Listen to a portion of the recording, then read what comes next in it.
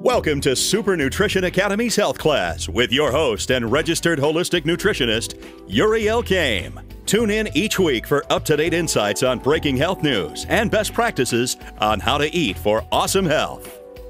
It's time to get smarter, healthier, and regain your sanity in a world of information overload. And don't forget to join Yuri at supernutritionacademy.com so you too can master your nutrition and health. Hey guys, how's it going? Yuri Elkaim here with another episode of the Super Nutrition Academy Health Class. I hope you guys are having an awesome day. I know I am. As of this recording, we actually just had our most recent son born, literally like 24 hours ago, and people have been like, why are you even recording these podcasts and stuff? But again, it's my devotion to getting this message out to you guys and really supporting you guys in your health journey, and that's why I'm taking a couple hours to interview some amazing people. And today I've got my good friend Isabel De Los Rios on the phone with me, and we are going to tear it up. We're going to bring you guys some awesome stuff. Isabelle, in case you haven't heard of her, she runs Beyond Diet, which according to Google was the second most searched diet on Google, I believe last year or 2012. So correct me if I'm wrong there, Isabelle, but I mean, just incredible reach. I'll give you guys more of a formal bio of hers. She's a certified nutritionist and exercise specialist. She's helped over 250,000 people worldwide lose weight, improve their health, and change their lives for the better. She's the co-founder of Beyond Diet. She's easily recognized as one of the leaders in our industry of health and nutrition. And she's kind of like the number one go-to girl in fat-burning nutrition. And the reason for that is because she's kind of come from that background. She was an overweight younger woman, and she was a granddaughter of two type 2 diabetics. So she's gone through a lot of health challenges herself. And because of that, she's really been able to make such a great impact on this planet. So without any further ado, Isabelle, welcome. Hey, Yuri, thanks. And thank you for that introduction. Absolutely. I mean, it doesn't totally do you justice, but when you ask somebody what they do and they say they're a lawyer or a doctor or a nutritionist, that's only like the tip of the iceberg. So same with your bio. Well, thank you. Thank you. Yeah, I mean, like you, I'm just so committed to making sure or doing everything that I can so that people don't go through not just what I went through, but what my mom and my grandmother went through. And, similar to your passion, right? You just had a baby yesterday and here you are doing these podcasts. I feel the same way, I mean, I have these two little boys. Yeah, I would spend all day, every minute with them. But this is a message I have inside me, and I'm just so committed to getting it out.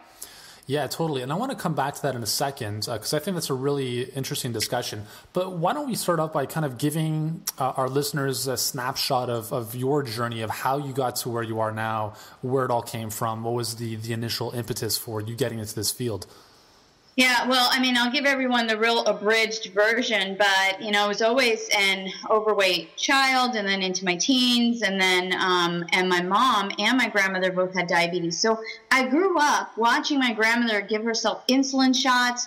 And then I was still a young girl when my mom was diagnosed, right? So I associated this evil thing called diabetes with my mom and my grandmother being so sick and going to doctor's appointments and the shots. I mean, to watch your grandmother give herself shots 3 times a day, it really does something to you as a child.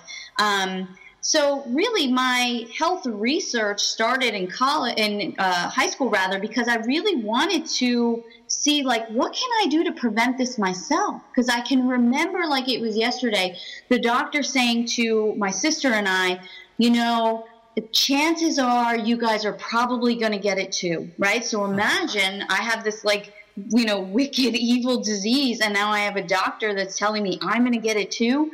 So that's really where the passion and the research started. And it followed along, came along with me into college, right? Because you go to college and now you have more resources. Like I have all these classes and I have all these professors and I can learn.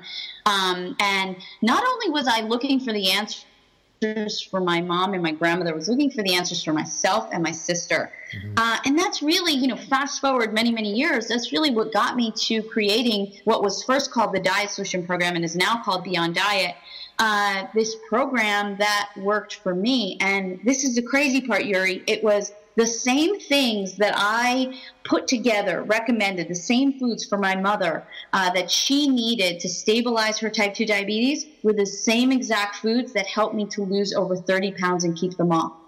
And that to me was just incredible. Like so all you have to do is follow this plan, and not only will you not get type 2 diabetes, but you'll look awesome. Okay. Like, that sounds like a good idea to me. Totally.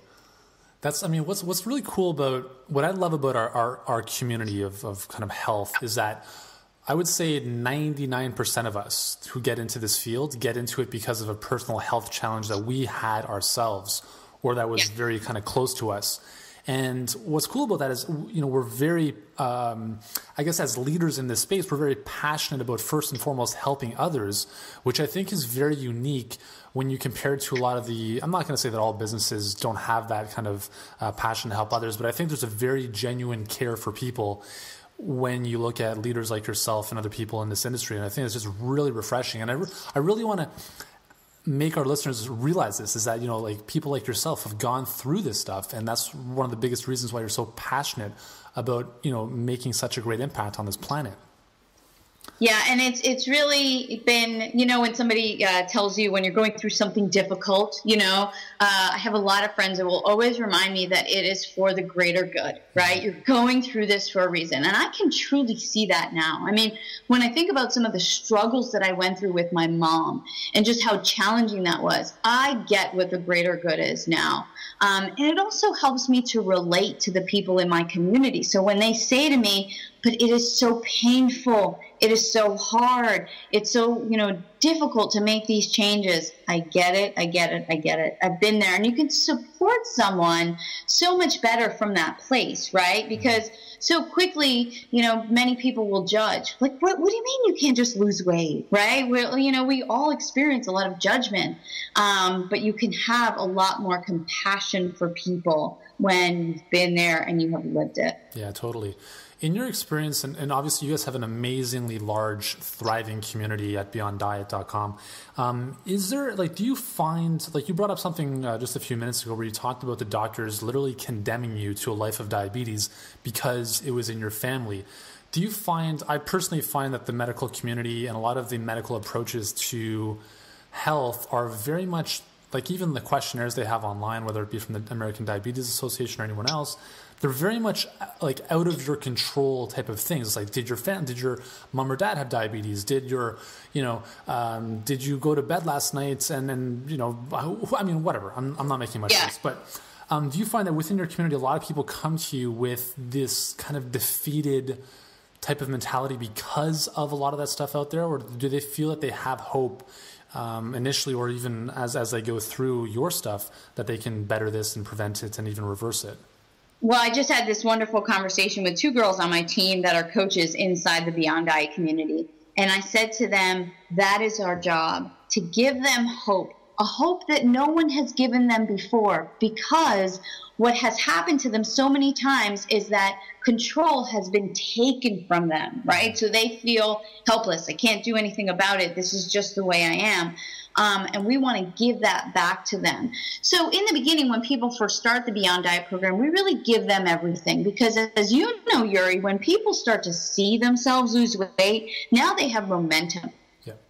And now they're rolling. They're like, what else you got? I'll do it. So in the beginning, we give it to them. Just follow this, trust me on this. And in the first week, they see results. And then the second week, even better. And then the third and the fourth, now they're like, okay, I'm 30 days in and I feel awesome. And then what we do at that point is we really teach them how to do it for themselves. So we give them the control, so that they don't just have these meal plans handed to them, but they understand, oh, okay, now I can figure this out on my own. And that's so empowering, just so empowering to tell people, you do have control back of your body and now your future. Mm-hmm. And that, I really try and remember that every single morning when I go into the community. My job is not to help people lose weight, but is to truly give them hope. Yeah, and that's huge too. You talked about kind of empowering people, kind of teaching them how to fish as opposed to just giving them the fish. Mm-hmm. And I think that's so refreshing, because I find a lot of diets, not that Beyond Diet is a kind of a hardcore diet necessarily, but the notion is that it's just, do this for 7 days and you'll lose weight and that's it. And I think that kind of misses the point, and I think that's probably one of the reasons why so many people kind of go back and forth with their weight and health challenges, is that they don't have that control, which, as you mentioned, is so important. So that's an awesome thing that you guys are doing. I was talking to you about the fact that on this podcast, I like to take kind of recent health news or a lot of myths and misconceptions about nutrition and kind of debunk them. Is there something in your time or even recently that is just always kind of boggles your mind, that it's that's kind of still pervasive in the the culture of nutrition and health, and something you want to discuss and maybe debunk? Yeah, I actually, I just came from the bookstore. I was at Barnes & Noble's with these two team members, and what we were doing was we were looking at the most popular diet books of 2013 and looking at what they did right and what they did wrong, okay? Because this really helps us to help our own members and then to update our program so that we're obviously not copying, but, we want to service every customer in the best way possible. What was truly incredible to me, and I was almost in disbelief, is that there are still people recommending diet sodas with artificial sweeteners as things that are okay. I know the exact book you're talking about. People, yeah, I am having a really hard time with this, and still recommending processed foods and fat-free foods like they are okay. So I think what was so painful to me was that I feel like as a society, we have made so much progress. I really do. I feel like in 2013, 2014, people are becoming so much more aware that processed foods are the killer. Fake foods are what's really causing heart disease and diabetes and certain forms of cancer. That diet sodas are really, really toxic and dangerous. Like, I really feel like we've come very far. And then when I see one of the top-selling books from 2013 recommend this stuff, that to me is heartbreaking. And it's heartbreaking because let's say that, I am Jane and I go into the bookstore and I have decided to change my life. I have really, really made that decision. And I trust this best-selling book with my life, right? Because that's what you're doing. And they make these kind of recommendations that, breaks my heart for poor Jane because she wants to do the right thing. And, and these are the things that we're communicating to them. So I don't know if that answered your question, Yuri, but I'll tell you that is on my mind. And I'm just thinking about, how can I change that? Yeah. How can I change that? So how do you, well, I think you guys are doing a great job. And I think part of that is you kind of already doing what you're doing, which is empowering people to understand these things better, so that when they pick up a book and it says drink Diet Coke instead of Coke, or if you don't like the taste of water, just add in some kind of flavoring with aspartame in it. I mean, when people have the knowledge and the fundamental understanding that, they can kind of say, okay, well, actually, you know what? I understand that this stuff is not that great. And then make a better decision for themselves. I think that's a really important place for people to be at. But I hope that more and more people are getting there, as opposed to just kind of taking words on a page as dogma and just being like, okay, well, I just have to do this because they said, to do this. Yeah. So. And I think I know what the problem is. And I hope that, these next couple statements are really helpful to the people that are listening to your podcast, which I think if you're already taking this phenomenal step, then you already really want to help yourself. I suggest to everyone that they find their gurus, okay? And look, it doesn't have to be me, it doesn't have to be Yuri, right? Yep. But what I suggest to people is that you find someone and you really research them, okay? So let's say, for example, people started researching me, okay? And they dug up on the internet that I was very fanatical about nutrition, but I don't know, I sell drugs on the side, okay? This is the just cat is out of the bag now. Yeah, like a very extreme example. I promise you that's not the case. But, okay, you should research the whole person. How are they living their life, right? That would say a lot about me, right? That I would do something like so evil in this world, okay? So what I tell people is, find your guru, really research them, and it's not hard, right? The internet gives you that ability. It's kind of scary, But, and then see how this person is living their life. And if it's the way that you want to live your life, I mean, in its entirety, right? It includes their family. It includes what they, choose as far as their work. How do they look? And I'm not talking about slim and lean and jacked up, right? Because you know me, like you've seen me. I don't have big muscles. I'm not on the cover of fitness magazines. But I pride myself in that. I think I look healthy. Absolutely. So I suggest that to people. Find your gurus and don't make it 15 people. Make it 2 or 3 or 4 or 5, right? Like you can reasonably follow that many people.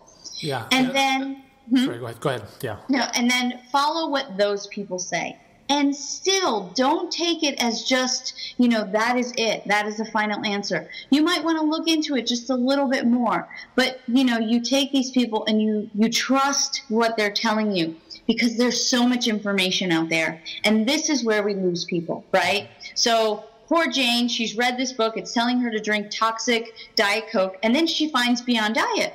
And Isabelle in Beyond Diet tells her not to drink it. What is she supposed to believe? Mm-hmm. So that's where I would really do the homework initially on who is this person that you're listening to. Yeah, that's some seriously stellar advice. And I think I probably touched upon this at some point because I'm exactly of the same belief, because I think we're in a position, especially with the internet nowadays, where it's not that we don't have enough information, there's too much information.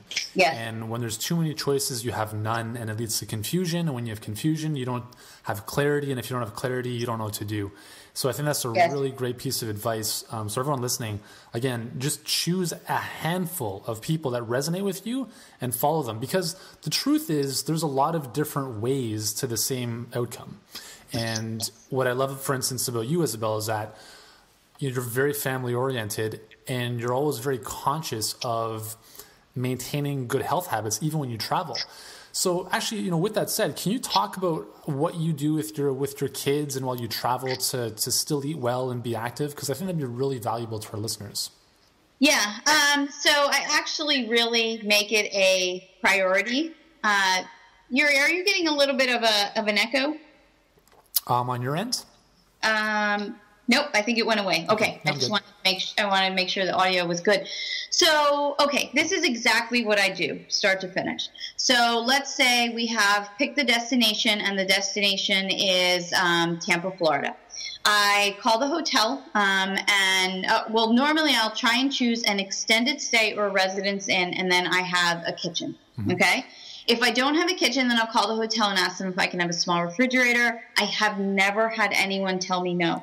Only one time I had someone tell me no, and they actually held my food in their kitchen refrigerator. Nice. So I do that, and that doesn't take any time at all. We will either bring a lot of our food in a cooler if we're driving, or we'll find the local supermarket. It doesn't have to be a Whole Foods. It doesn't have to be a Trader Joe's. If it is, that would be ideal. But you can get everything you need at a supermarket. And we actually factor time into our travel to run to the supermarket. These things sound like they would maybe take a long time, but they really don't. I mean, it's just like one more stop, kind of one more thing. So I try and follow the same cooking principles that I do at home when I'm traveling. Or I have a few key items that I know that I can make. So, for example, I have a really great banana bread recipe. Okay, it's made with almond flour and coconut oil and eggs and bananas. So I may make one large or two of those, bring them with me, and then I know that the kids can always have like a big piece of that for breakfast. So it's really seeking out the right location, residence inn, extended stay, or refrigerator, finding the supermarket, finding our items, and then, I still cook when we travel, and I'm okay with that. So, for me, I've told people are like, wow, that's really motivated. I mean, how do you do that? And I say to them, my life is so great that I don't want to miss a minute of it. I don't want to be laid out in the hotel room tired or with a stomach ache or feeling lethargic because I have eaten a bunch of bad food. Mm-hmm. The same goes with my kids. Like, they are very, very healthy. And people are so amazed when I tell them my children have never been on any medication at all. Like, and that's not because like they've needed it and I haven't given it to them. They just have never needed it. They're healthy 99.9% of the time. And you know what? Life is awesome. And I don't want them to miss any of it. So that's really my driving force. That's awesome. That's very cool. So in terms of yourself, do you have any, like, what does a typical day look like for you, food wise, from morning till night? Yeah. So my focus now is really maximum energy and feeling the best that I can on a daily basis, because running this business takes a lot out of me, and having two kids, ages 2.5 and 4.5, takes a lot. But this is the beautiful thing, is that eating for energy is exactly like eating for fat loss. So here's a typical day for me. I wake up really early, somewhere between 3:30 and 4 a.m. And I do drink coffee, but I make sure that it's organic, really clean beans. And I put a lot of fat in that coffee. So a guy by the name of Dave Asprey calls it bulletproof coffee. And I put some Kerrygold butter in it, and some coconut oil in it, and that'll kind of keep me strong. I do some writing. I do a little workout. I take a shower, and then I have some Athletic Greens. So Athletic Greens is a really high-quality greens product. So for breakfast, have Athletic Greens, usually wait about 30 minutes to an hour. This morning for breakfast, I had 2 soft-boiled eggs, a big piece of this coconut flour bread that I make. It's pretty heavy. It's pretty dense. It's like coconut flour, coconut oil, eggs. It's very, very filling. And a half of an avocado with that. So that really keeps me going for a while. Ran to the bookstore to meet the girls. Had a handful of nuts on my way back because I was, a little bit hungry. Now for lunch, I'm going to eat the leftovers from last night, which was a beef stew that I made. It was like a Thai beef stew, totally awesome. Coconut milk, different, Thai seasonings, beef in there, a bunch of veggies, maybe do a salad along with that. Now in the afternoon, depending on where I am, I might do another Athletic Greens. Just kind of depends on where I think my stress level is, right? So if I need a little extra, I'll have that. Or I'll do another handful of nuts and maybe a fruit just to kind of keep me going. And then dinner is always this formula. Dinner is always a nice, clean, healthy protein, either grass-fed beef, wild fish, pastured poultry, something raw, like a raw salad of some kind, either greens or cucumbers or even, raw cauliflower, and then a cooked veggie. That is like Isabelle's dinner formula: protein, raw salad, cooked veggie. And that's pretty much it. My kids and I have a little nighttime routine where we share one of those like organic nighty-night teas. Those teas, there's like sleepy time and nighty-night. And I make one of those, and while we're reading, we all share it. And I think it knocks us all out. And that's it. I mean, that's like a very, very typical day for me. Awesome. That's very cool. And supplementally, do you take anything other than Athletic Greens, whether it be like fish oil or digestive enzymes or? Yeah, I take one Absorb Max with breakfast, lunch, and dinner. I take one probiotic with breakfast, one probiotic with lunch, which is also a BioTrust Pro X10. I take 3 krill oil caps at dinner, which is also BioTrust. I said to my girls yesterday when we were working, I said, BioTrust is pretty much as close as I'm going to get to having my own supplement company, and that's because I have worked with them to develop every single one of the supplements. So I really, really believe in what they have. And then I also take a vitamin D3, which is made by the makers of Athletic Greens. And I think that's pretty much it. Yeah, that's it for the day. Nice. The essentials. Yeah. Great. It's funny because when you talk to, well, I mean, maybe other than guys like Dave Asprey who do all sorts of crazy stuff, but I think those tend to be the fundamentals. The fish oils, the probiotics, the digestive enzymes, the greens. You really can't go wrong with those. That's really, really awesome. Cool. Yeah. Okay, so just before we finish off, is there, if you were to give somebody just in passing on the street one piece of nutrition advice, what would it be? If everyone just started by eliminating these 2 things, you just start with this, you don't change anything else.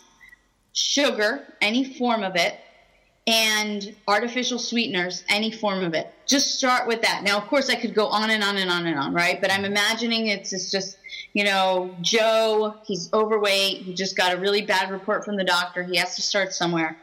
If he started with just those 2 items, he would make phenomenal changes, because a lot of the things that people drink have either sugar or aspartame in them, right? So already we've eliminated soda and Snapples and, all kinds of like toxic drinks. A lot of snacks have hidden sugars in them or artificial sweetener. So he would be eliminating those. A lot of processed foods, the same thing. So if you're just mindful of those 2 things, a lot of the other things just automatically go away. And, one wonderful example is my father-in-law had to lose some weight. And he's kind of one of those, like, always eating whatever he wanted, played football in college. And all he did was give up sweet tea, right? So he was drinking a decent amount of it. And in 1 year, he lost 35 pounds. It's amazing. And you know what? Starting a health regimen, right? If you were like, okay, I'm going to do everything Isabelle does. Okay, that's a lot. It took me a long time to get to this point. It took me a lot of research to get to this point. So let's just start with the basics. You start with that. And I would say I've seen people in a week to 2 weeks' time lose anywhere between 5 to 10 pounds just doing that. Mm-hmm. That's amazing. Yeah, and I think it's really important for people to understand that sugar is probably the most deadly substance in our food supply. It's not the fats. It's not like sugar is hopefully everyone understands this is a big, big problem. And artificial sweeteners are not too far behind. Yes. Yeah. Yes, I agree. Well, thank you so much for taking the time, Isabelle. It's been a great conversation as always with you. And for everyone listening, if you guys want to learn more about Isabelle and Beyond Diet, you can go over to beyonddiet.com and join their awesome, thriving community of people who are just doing incredible things with their health. So, so thank you so much, Isabelle. Thank you for everyone who joined us today. And I look forward to seeing you guys in the next episode.